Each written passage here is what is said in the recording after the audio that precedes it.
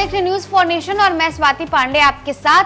आरक्षण के कोटे के सवाल पर मोदी के दो मंत्री आमने सामने खड़े हो गए हैं और इसके बाद बिहार में सियासी भूचाल मचने वाला है। एक तरफ चिराग पासवान, दूसरी तरफ जीतन राम मांझी। एक तरफ जीतन राम मांझी ने चिराग पासवान के खिलाफ बयान दे दिया, तो वहीं दूसरी तरफ चिराग पासवान भी भला चुप कैसे रहते, उन्होंने भी पलटवार कर दिया। रिजर्वेशन को लेकर के जातीय जनगणना के बाद जो रिजर्वेशन के कोटे को बढ़ाया गया, उसे लेकर के जीतन राम मांझी ने भी विरोध जताया है और अब चिराग पासवान ने जीतन राम मांझी का विरोध जता दिया। यानी एनडीए में शामिल दो दल के नेता आमने सामने खड़े हो गए हैं और ये दोनों नेता सिर्फ आम नेता ही नहीं बल्कि केंद्र की मोदी सरकार में कैबिनेट मंत्री भी हैं और साथ ही साथ सांसद भी हैं। केंद्रीय मंत्री चिराग पासवान भले ही एनडीए के सदस्य हैं, बावजूद इसके उनका स्टैंड आरक्षण को लेकर गठबंधन से बिल्कुल अलग है। उन्होंने साफ कर दिया कि वो आरक्षण के खिलाफ है। वहीं भाजपा के दूसरे घटक दल आरक्षण चाहते हैं ताकि समाज के उन लोगों को भी आरक्षण का लाभ मिल सके जो आरक्षण के बावजूद रिजर्वेशन के लाभ से वंचित रह गए हैं। इस मुद्दे पर जीतन राम मांझी ने साफ कर दिया है कि बिहार की 18 जातियां जिन्हें आरक्षण की जरूरत है। केंद्रीय मंत्री चिराग पासवान भले ही एनडीए के सदस्य हैं, बावजूद इसके उनका स्टैंड आरक्षण को लेकर गठबंधन से बिल्कुल अलग है। उन्होंने साफ कर दिया कि वो आरक्षण के खिलाफ है। वहीं भाजपा के दूसरे घटक दल आरक्षण चाहते हैं ताकि समाज के उन लोगों को भी आरक्षण का लाभ मिल सके जो आरक्षण के बावजूद रिजर्वेशन के लाभ से वंचित रह गए हैं। इस मुद्दे पर जीतन राम मांझी ने साफ कर दिया है कि बिहार की 18 जातियां जिन्हें आरक्षण की जरूरत है, वो इसके लाभ से आजादी के 76 साल बाद भी वंचित है। केंद्रीय मंत्री जीतन राम मांझी ने चिराग पासवान के रिजर्वेशन पॉलिसी पर बदलाव का विरोध करने पर तीखी प्रतिक्रिया दी है।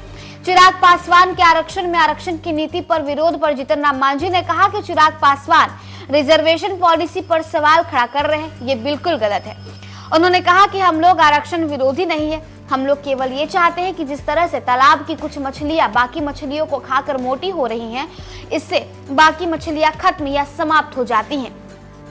ठीक उसी तरह से बिहार में 18 जातियां हैं जिसका कहीं कोई अता पता नहीं है। नौकरियों में, एमएलए में, एमपी में 4 जातियों ने ही सारी चीजों को हड़प कर रखा है।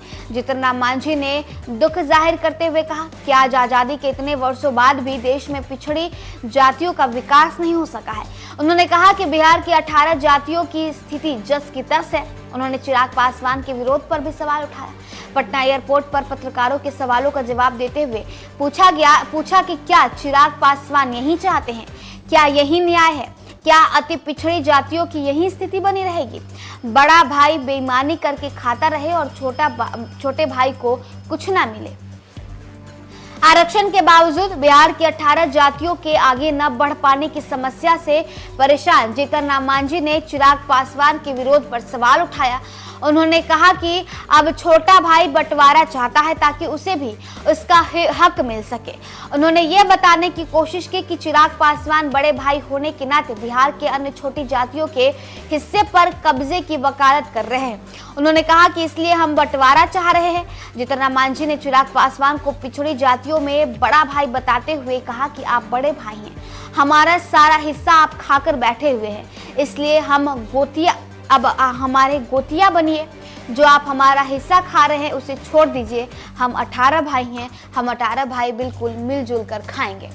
तो देखिए, अब रिजर्वेशन को लेकर के सुप्रीम कोर्ट के बयान के बाद, सुप्रीम कोर्ट के लिए गए फैसले के बाद अब बिहार की राजनीति गरमा रही है।